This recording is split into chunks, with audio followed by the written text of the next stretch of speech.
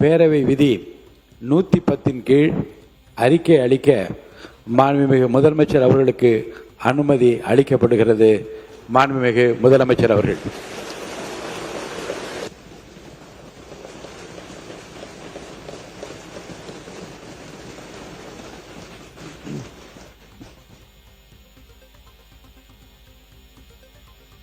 முதல்ல உங்கள் தலைவரோட பேரை மென்ஷன் பண்ணி பேசுனது தவறு தான். அவர் சார்பாக நான் சாரி கேட்டேன்.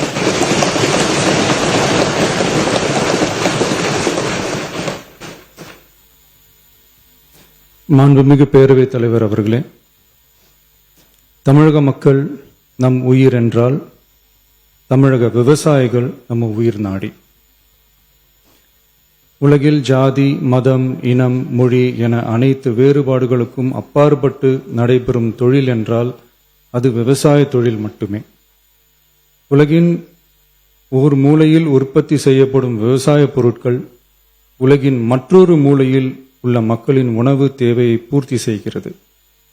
எந்த நாடு உழவு தொழிலை மதித்து விவசாயிகளுக்கு உரிய பாதுகாப்பையும் ஆதரவையும் வழங்குகிறதோ அந்த நாட்டில்தான் மக்கள் வளமாகவும் மகிழ்ச்சியாகவும் வாழ முடியும்.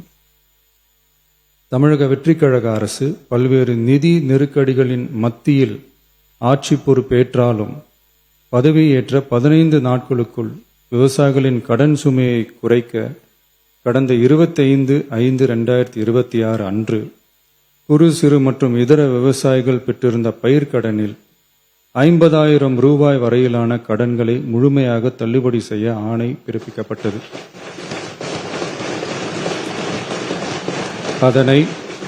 அதனைத் தொடர்ந்து மாநிலம் முழுவதும் பல்வேறு விவசாய அமைப்புகளிடமிருந்து பெறப்பட்ட பயிர்க்கடன் தள்ளுபடி தொடர்பான கோரிக்கைகளை கனிவுடன் பரிசீலித்து நிதி நெருக்கடியான சூழ்நிலையிலும் விவசாயிகளின் நலனை பாதுகாக்க வேண்டியதன் அவசியத்தை மட்டும் கருத்தில் கொண்டு குறு சிறு மற்றும் இதர பெரு விவசாயிகளுக்கு 50,000 ரூபாய் வரை முழு தள்ளுபடி செய்ய அறிவிக்கப்பட்டதை உயர்த்தி ரூபாய் 75,000 வரை கடன் பெற்றவர்களுக்கு முழு தொகையையும் ரூபாய் 75,000க்கும் மேல் கடன் பெற்றவர்களுக்கு ரூபாய் 35,000 தள்ளுபடி செய்ய அறிவிக்கப்பட்டு அதன் மூலம் 14.44 லட்சம் விவசாயிகளுக்கு ரூபாய் 5,932.23 கோடி அளவிலான கூட்டுறவு பயிர்க்கடன் தள்ளுபடி செய்து 19/6/26 அன்று ஆணையிடப்பட்டது. இதில் 31/7/2026 வரை ரூபாய் 5,267 கோடி விடுவிக்கப்பட்டு 13.34 லட்சம் விவசாயிகளின் கணக்கில் வரவும் வைக்கப்பட்டுள்ளது.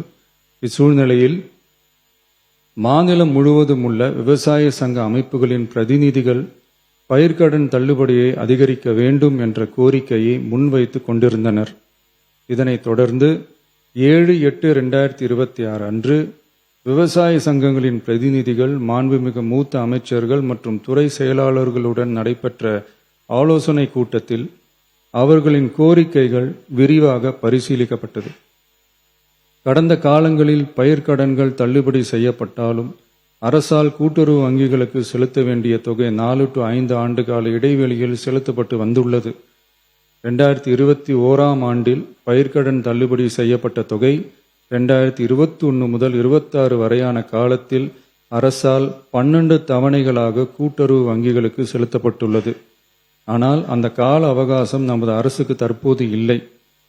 இந்திய ரிசர்வ் வங்கியின் 28/11/2025 தேதியிட்ட கடிதத்தில் அரசு கடன் தள்ளுபடி திட்டங்களுக்கான செயல்பாட்டு நடைமுறைகளின்படி பயிர்க்கடன் தள்ளுபடிக்கான முழு தொகையையும் அரசானது 45 முதல் 60 நாட்களுக்குள் கூட்டுறவு வங்கிகளுக்கு முழுமையாக செலுத்த வேண்டும் என்ற வழிமுறை நடைமுறையில் வந்துள்ளது. இந்த வழிகாட்டுதலின்படியும் தமிழ்நாடு அரசின் நிதிநிலை மற்றும் நிதி ஆதாரங்கள் ஆகியவற்றை கருத்தில் கொண்டும் இந்த இக்கட்டான சூழ்நிலையிலும் கூட்டுறவு வங்கிகள் மூலம் வழங்கப்பட்ட பயிர்க்கடன்களுக்கு பின்வரும் கூடுதல் தள்ளுபடியை வழங்கிட அரசு முடிவு செய்துள்ளது. 75,000 ரூபாய் வரை பெற்றுள்ள பயிர்க்கடன்கள் 100% முழுமையாகவும் 75,000 ரூபாய் முதல் 1,00,000 ரூபாய் வரை பெற்றுள்ள பயிர்க்கடன்களுக்கு அதிகபட்சமாக 75,000 ரூபாய் வரையும், 1,00,000 ரூபாய்க்கு மேல் பெற்றுள்ள பயிர்க்கடன்களுக்கு அதிகபட்சமாக 35,000 ரூபாய் வரையும் தள்ளுபடி வழங்கப்படும். இதன் மூலம் 75,000 ரூபாய் முதல் 1,00,000 ரூபாய் வரை பயிர்க்கடன் பெற்றுள்ள 2,38,264 விவசாயிகளுக்கு தலா 75,000 ரூபாய் வரை தள்ளுபடி வழங்கப்படும். இதனால் ஏற்கனவே பெற்ற தள்ளுபடி தொகைக்கு மேலாக 40,000 ரூபாய் வரை கூடுதல் தள்ளுபடி பெறும் வாய்ப்பு ஏற்படும்.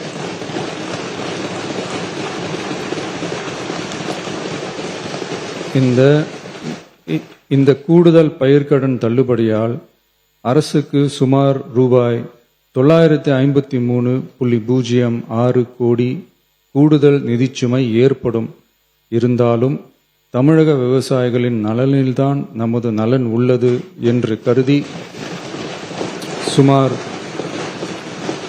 13.34 லட்சம் விவசாயிகளுக்கு மொத்தமாக 6,220 கோடி ரூபாய் பயிர்க்கடன் தள்ளுபடியை இந்த அரசு வழங்குகிறது. நன்றி.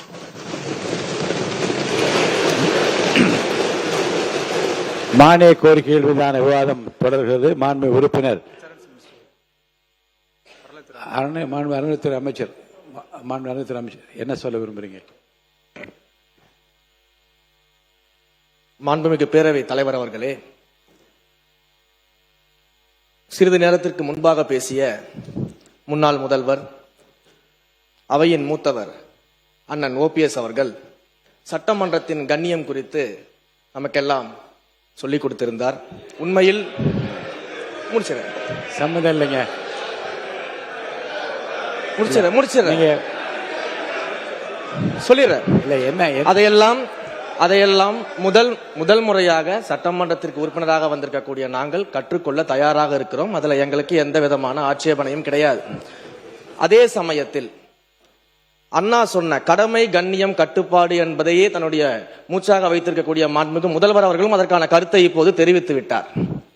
அண்ணன் அவர்களுக்கு சட்டமன்றத்தின் முதல் முறை உறுப்பினராக இருக்கக்கூடிய நான் ஒரு சிறிய வேண்டுகோளையும் வைத்துக் கொள்றேன். இந்த நேரத்தில் எப்படி கண்ணியம் குறித்து அண்ணன் எங்களுக்கு எல்லாருக்கும் சொன்னாரோ, அதே போல தங்கள் கட்சியினுடைய மாண்புமிகு எதிர்கட்சி தலைவருக்கும் சிறிதளவு அதை நீங்கள் சொல்லிக் கொடுக்க வேண்டும் அப்படின்னு நான் கேட்டேன். உறுப்பினர் ஏன் அப்படின்னா என்ன ஏன் சொல்றேன்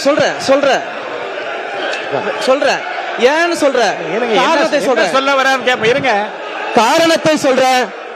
8 கோடி மக்களின் பிரதிநிதியாக இருக்கக்கூடிய மாண்புமிகு முதலமைச்சர் அவர்கள் அவைக்குள்ளே வரும் பொழுது அமர்ந்திருக்கக்கூடிய எதிர்கட்சி தலைவருக்கு அந்த கண்ணியத்தை சொல்லிக் கொடுத்து 8 கோடி மக்களின் முதலமைச்சருக்கு அந்த மரியாதையை தர வேண்டும் என்ற கண்ணியத்தை சொல்லித்தர வேண்டும் என்பதை பேரவைத் தலைவர் வாயிலாக தெரிவித்துக் கொள்கிறேன்.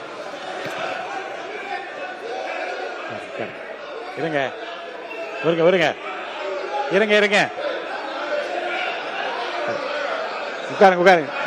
நீங்க இருங்க, வாங்க. யாராவது ஒருத்தர் பேசுங்க. நீங்க பேசுங்களா? அவர் யாராவது ஒருத்தர் உட்காருங்க. யாராவது ஒருத்தர் இல்ல எல்லாரும் நீங்க இவருங்க. எல்லாரும் நீங்க பேசுறதா இருந்தா வெளியில போய் பேசலாம். இங்க இருக்கவங்க யாராவது ஒருத்தர் பேசுங்க. யாராவது ஒருத்தர் இருங்க. ஒருத்தர் பேசுங்க. ஒருத்தர் உட்காருங்க. இருங்க. அவர் சொன்ன இருங்க. நீங்கள் அனைவரும் இருங்க. அவர் பேசுவதற்கு முன்பாகவே இருங்க பேசுறது. அவர் பேசுவதற்கு முன்பாக எல்லோரும் எழுந்து நின்று நீங்கள் எதை பற்றி பேச போகின்றார் என்ன என்று தெரியாமல் குரல் கொடுத்து கொண்டே இருந்தீர்கள். அவர் என்ன பேசினார் என்பதை உள்வாங்கி இருந்தால் அது குறித்து நீங்கள் தாராளமாக பதில் சொல்லலாம். அவர் சொன்னது நீங்க புரிஞ்சுக்கிட்டீங்கல்ல. அவையின் கண்ணியத்தை பற்றி அவர் சொல்லி நாங்கள் ஏற்றுக்கொள்கிறோம். அதன்படி நடக்கவும் தயாராக இருக்கிறோம். இருங்க சார், இருங்க. அவர் சொன்ன கருத்தை புரிஞ்சுக்கோங்க. மாண்புமிகு முதலமைச்சர் வருகிற போது எல்லோரும் எழுந்து நின்று வணக்கம் தெரிவிக்கிறோம். எதிர்கட்சி தலைவர் உட்கார்ந்தே இருக்கிறாரே என்று அந்த கணிதத்தை சொல்ற தப்பா ரைட்டா? அதுக்கு பதில் சொல்லுங்க. இருங்க, அதுக்கு நீங்க பதில் சொல்லுங்க. உங்களுக்கு பதில் சொல்ல அனுமதி அளிக்கிறேன். மாண்பு உறுப்பினர் நேரு அவர்கள். நீங்க சொல்லுங்க. அதுதான் அவர் கேட்டார். உட்காருங்க.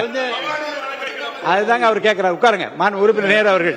மாண்புமிகு பேரவைத் தலைவர் அவர்களே, கொஞ்சம் மாண்புமிகு பேரவைத் தலைவர் அவர்களே, மாண்புமிகு முதலமைச்சர் அவர்கள் மிக சிறப்பாக அதை கையாண்டார். நாங்கள் அதில் மகிழ்ச்சி. ஆனால் நம்முடைய எங்க திருச்சி மாவட்டத்தில் வெற்றி பெற்ற அமைச்சர் அவர்கள் அதை எதிர்க்கட்சி தலைவரை பற்றி சொல்வார்.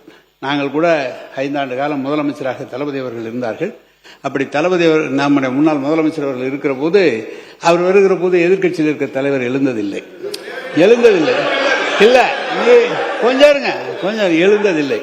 எனவே அது ஒரு குற்றக்குறையாக அல்ல, அவரவருடைய எண்ணம், அவருடைய நடைமுறை. அதானே தவிர அதை சொன்னபோது அது சொன்னது வரைக்கும் நாங்கள் அதில் ஒன்றும் இல்லை. ஆனால் எதிர்க்கட்சி தலைவர் கற்றுக் கொடுக்க வேண்டும் என்றெல்லாம் அவர் சொல்ல வேண்டிய அவசியம் இல்லை. அதான் விஷயம். அவை முன்னவர் மாண்பு பேரவைத் தலைவர் அவர்களே, ஏறத்தாழ மணி 12 ஆக போகிறது. மாண்பு உறுப்பினர் அத்தனை பேரும் அந்த துறையினுடைய சார்பாக பேச வேண்டியதை விட்டுவிட்டு அரசியல் பேசிக் கொண்டிருப்பதை மாண்பு அவைத்தலைவர்கள் அதற்கான ஒரு முற்றுப்புள்ளி வைக்க வேண்டும் என்று கேட்டுக்கொள்கிறேன்.